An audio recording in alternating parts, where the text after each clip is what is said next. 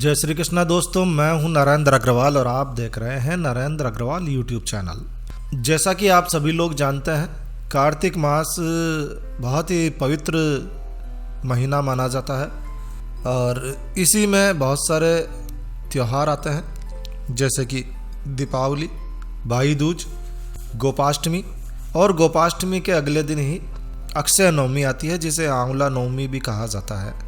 आंवला नवमी का बहुत बड़ा महत्व माना जाता है। भगवान कृष्ण जब वृंदावन और गोकुल की गलियों को छोड़कर कंस के वध के लिए मथुरा गए, तो इस दिन उन्होंने अपनी बाल लीलाओं का त्याग कर दिया और अपने कर्तव्य के पथ पर पहला कदम रखा। तो ये पूजा वैसे खास तौर पर उत्तर भारत में होती है, लेकिन वैसे ये पूजा पूरे संपूर्ण भारत में की जाती है और इस दिन वृंदावन की परिक्रमा शुरू हो जाती है। महिलाएं इस दिन आंवला नवमी का पूजन करती है और इस पूजा के पीछे जो कामना होती है, जो उद्देश्य होता है, वो होता है कि घर में सुख शांति रहे, सभी प्रकार की सुख सुविधाएं रहे और खासकर ये पूजा संतान प्राप्ति के लिए की जाती है। तो आंवला नवमी का महत्व उन घरों में ज़्यादा है जहाँ कोई संतान नहीं है, और यदि संतान है तो संतान की लंबी आयु और स्वास्थ्य के लिए भी ये पूजा की जाती है।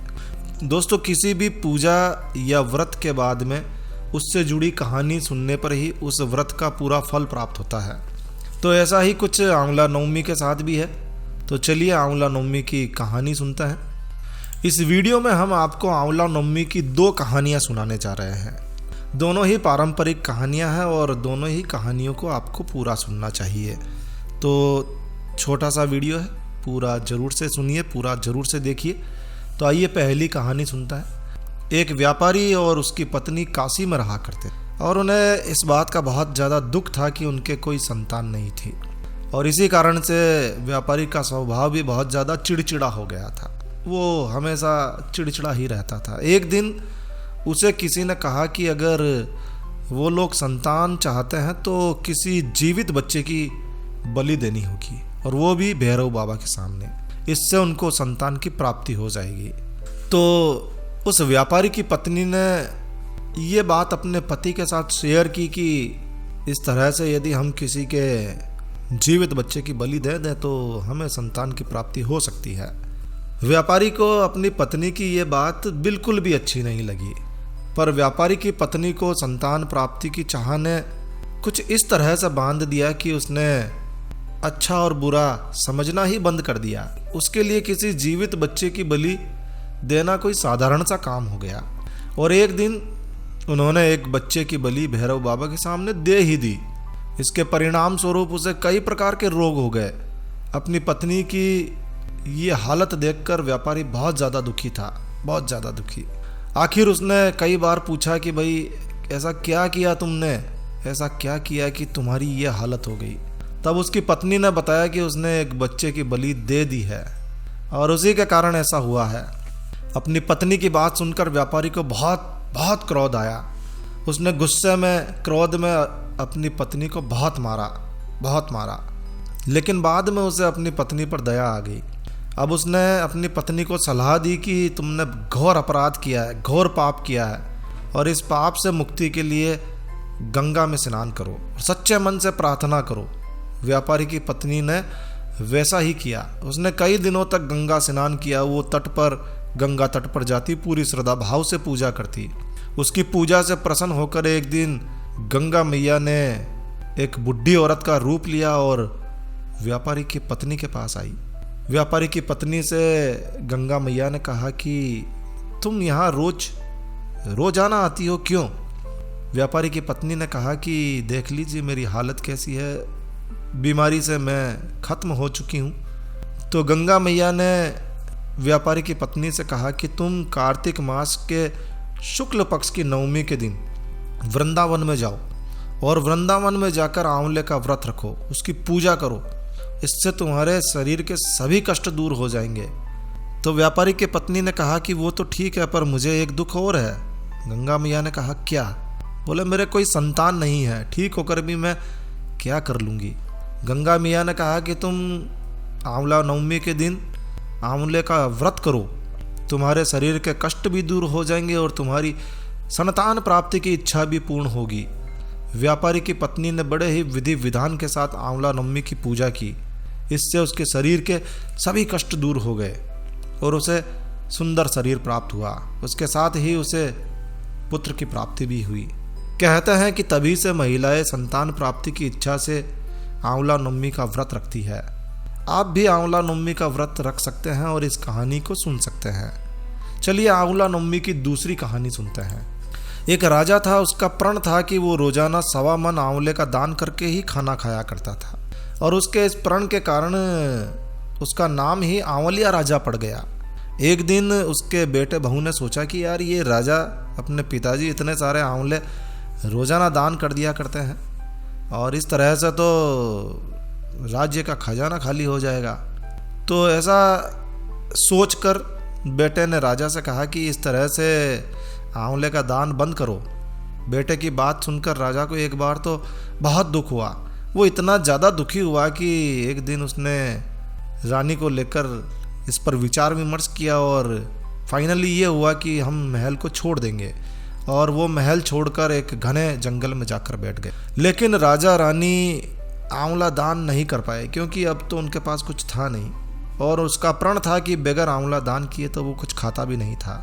तो वो बस भूखा प्यासा बैठा रहा और जब कई दिन हो गए, 7 दिन बीत गए, वो राजा भूखा बैठा रहा। तो भगवान ने सोचा कि यार ये तो इसने प्रण लिया हुआ है, अगर इसके प्रण का मान नहीं रखा गया तो इसका विश्वास चला जाएगा और हमें कौन पूछेगा। तो ऐसी स्थिति में भगवान ने जंगल में ही महल, राज्य और बाग बगीचे सब बना दिए और बहुत सारे आंवले के पेड़ लगा दिए कि चलो भाई ठीक है। अब सुबह राजा रानी उठे तो देखा कि जंगल में तो उसके राज्य से भी ज़्यादा दुगना राज्य बसा हुआ है। चारों ओर आंवले के पेड़ लगे हुए हैं, महल बन गए। राजा रानी ने जब देखा तो राजा रानी देखकर कहते हैं कि सत मत छोड़ो, सूरमा मत छोड़िया पत जाए, सत की छोड़ी लक्ष्मी फेर मिलेगी आए, आओ नहा धोकर आंवला दान करें। तो राजा रानी ने आंवले का दान किया और भरपेट खाना खाया और खुशी खुशी वहीं जंगल में राज्य में रहने लगे।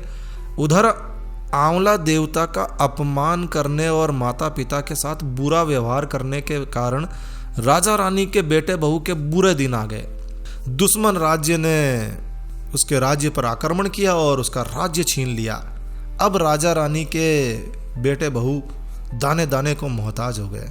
वो काम ढूंढते हुए अपने पिता के राज्य में आ पहुँचे। उनकी हालत बहुत ज़्यादा ख़राब थी और इतनी ज़्यादा ख़राब थी कि उसके राज्य में उसके स्वयं के पिता भी उसे पहचान नहीं पाए। तो बिना पहचाने उसे काम पर रख लिया गया। अब बेटे बहू सोच भी नहीं सकते थे कि उनके माता पिता इतने बड़े राज्य के मालिक भी हो सकते हैं। तो उन्होंने भी नहीं सोचा और वो भी ठीक है, उन्होंने भी माता पिता को नहीं पहचाना। उनकी बहू वहीं महारानी के कक्ष में काम करने लगी। एक दिन बहू ने अपनी सास के बाल गूंथते समय देखा कि उसकी पीठ पर एक मस्सा है और उस मस्से को देखकर वो जोर जोर से रोने लगी। तो रानी ने पूछा कि भाई क्या बात है, तुम ऐसा क्या कर बैठी हो जो जोर जोर से रो रही हो। तो बहू ने कहा कि एक ऐसा ही मस्सा मेरी सास के भी था और हमने ये सोचकर कि ये इतने सारे आंवले दान करते हैं और इससे तो हमारा धन नष्ट हो जाएगा, और हमने उन्हें आंवला दान करने से रोक दिया था और हमारे इस बर्ताव से वो राज्य छोड़कर चले गए। ना जाने अब वो कहाँ होंगे, किस हाल में होंगे। मैं उनकी बारे में सोचकर मुझे रोना आ गया है। और ये सोचकर बहू और जोर जोर से रोने लगी। अब आंसू टपक टपक कर सास की पीठ पर गिरने लगे। रानी ने पलट कर देखा और सारी बात जब समझ में आई तो समझ गई कि ये तो अपनी ही बहू है। तो उसने बहू से सारा हाल पूछा कि भाई तुम इस हाल में कैसे आ गई, तुम तो महलों में थी। तो बहू ने सारी बात बताई कि कैसे दुश्मन देश के राज्य के राजा ने आक्रमण किया और अब हमारे पास कुछ भी नहीं है, हम यही नौकरी कर रहे हैं। तो सास ने, उस महारानी ने अपने बेटे बहू को समझाया कि देखो, दान करने से धन कभी कम नहीं होता बल्कि बढ़ता है और आंवला दान का तो अलग ही महत्व है और इसी वजह से आंवला नवमी का पूजन करना चाहिए और सभी ने मिलकर आंवला नवमी का पूजन किया। है भगवान, जैसे राजा रानी का सत रखा वैसा सभी का सत रखना, कहने सुनने वाले परिवार का सुख रखना। लेकिन जैसे राजा के बेटे और बहू को दुख दिया वैसा दुख तो किसी को मत देना, हाँ सद्बुद्धि जरूर देना।